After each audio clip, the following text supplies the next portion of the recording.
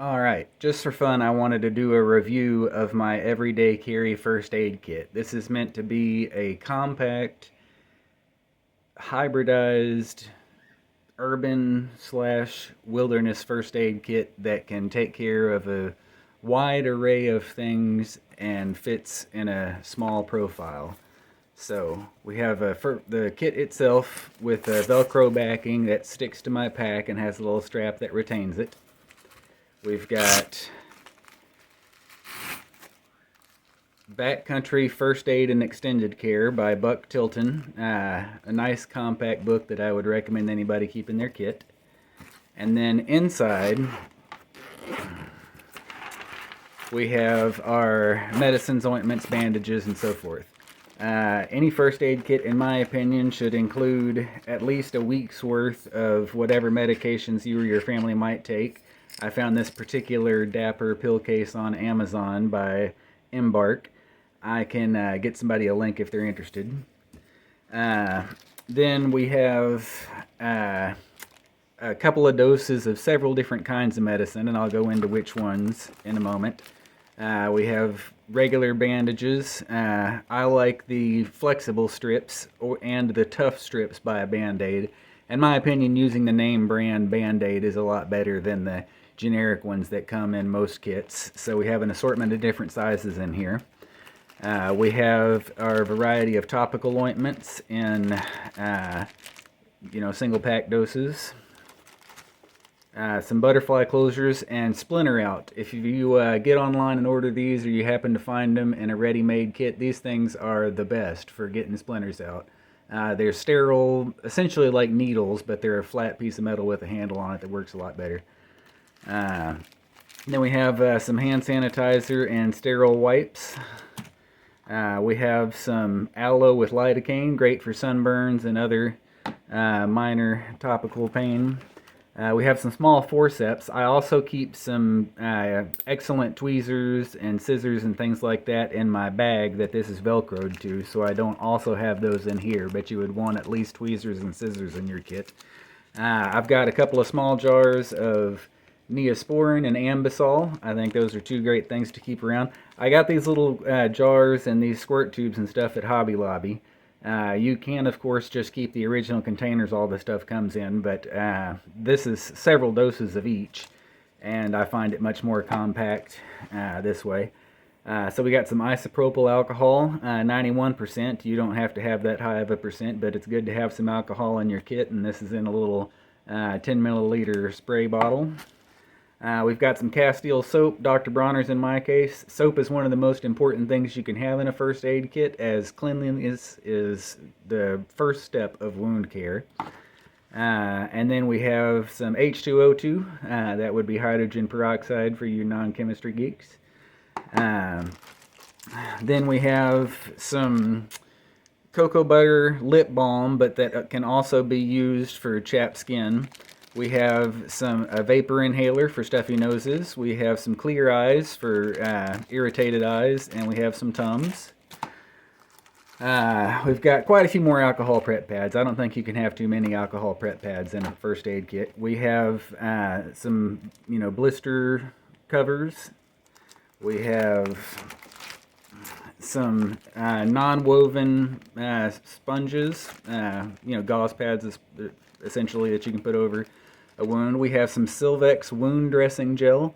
I keep SSD, which is a prescription version of this, around, but if you can't get the prescription version, which I do recommend talking to your doctor about, it's not a difficult prescription. It's basically a silver ointment with some extra antibiotics in it. This is fantastic for wound care and can be used, even on eyes safely. It's a super gentle but super effective topical. If you don't want to get the prescription version, this Silvex is available in most drugstores. Have a syringe. You never know when somebody nearby might need a dose of insulin or who knows what and not have a way to administer it. We have a tongue depressor, which can be used as a finger splint. We have non-latex exam gloves. We have an old school glass thermometer, so you don't have to worry about the batteries being dead in an electronic thermometer that's in your first aid kit. Those are actually getting pretty hard to find, but you can still do it if you look around. So we've got a small thing of Vaseline. This is meant as a lip balm, but you can use it for chafing and lots of other purposes. We have a single dose version of Septic powder. This is the, quick clot, but it comes in a, single dose little vial here. We have some stuff called liquid skin. That's awfully handy for minor cuts and lacerations. We have a couple of single-use containers of super glue. Super glue was originally developed to be used as an alternative to stitches in the field, and they just realized that it was handy enough that they sold it to the public for all kinds of other uses. But excellent substitute for sutures in some situations when you're not near a hospital. Even though I have some other tweezers, I've got an extra piece in here. And then this is some Dentemp that's used to make temporary fillings or to temporarily reattach a crown if it comes off or something like that. We have some 3 milliliter squirt bottles, iodine, chlorhexidine, and organic ethyl alcohol. This would be used as a hand sanitizer. This would be used as a topical antiseptic and or to clean any utensils that you are using. And iodine, of course, is a common first aid item used as a topical disinfectant. We have a package of Q-tips. A lot of these things revolve around Q-tips as an applicator and or cleaning utensil. We've got some surgical tape. These are paper towels. You put a drop of water on them and they expand to the size of a full paper towel. I have a couple of Carefree Breathe panty liners, not only because they can be used for their intended purpose, but also they can be used when applying pressure to a wound. And then we'll go into our topicals. I like to have a good assortment of these, and the ones that I particularly carry are some bug cream, antibiotic ointment, sunscreen lotion, burn cream, hydrocortisone cream, some more triple antibiotic ointment, and hydrocortisone, several of those. Those are all pretty common things to use. And I actually have some water purification tablets. They don't take up much space and they seem handy to have in a first aid kit. And then we have some sting relief wipes, for bug stings and stuff.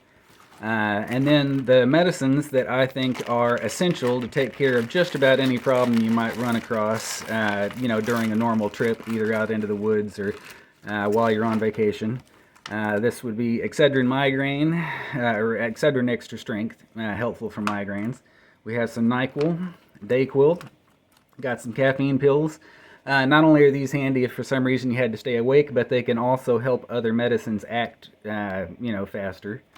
Pamprin, Benadryl, Advil, aspirin, famotidine. The brand name is Pepcid AC for this stuff. It's a heartburn medicine.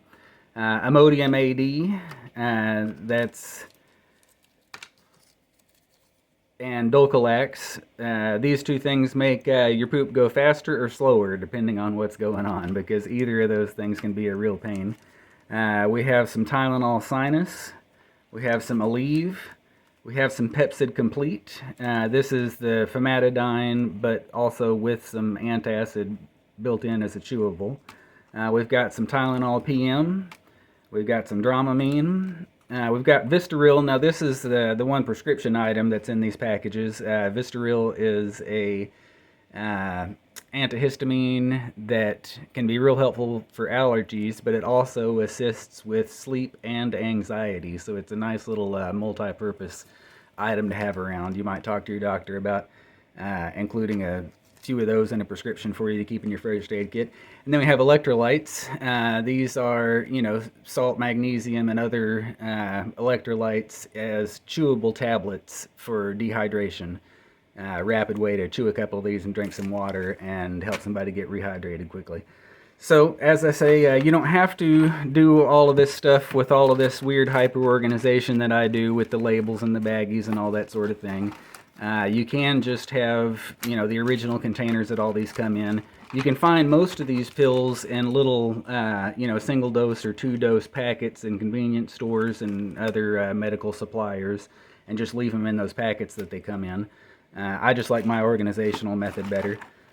So this isn't everything in the world, of course. There's lots of things that you might run into that you might want, but for something that fits in a first aid kit that's a nice handheld size, these are the items that, in my opinion, fit in there well and are the most likely to be what you would come across needing when you're either on the go or out in the woods. So hopefully some of that was helpful for y'all, and if you have any thoughts about it, please post them in the comments.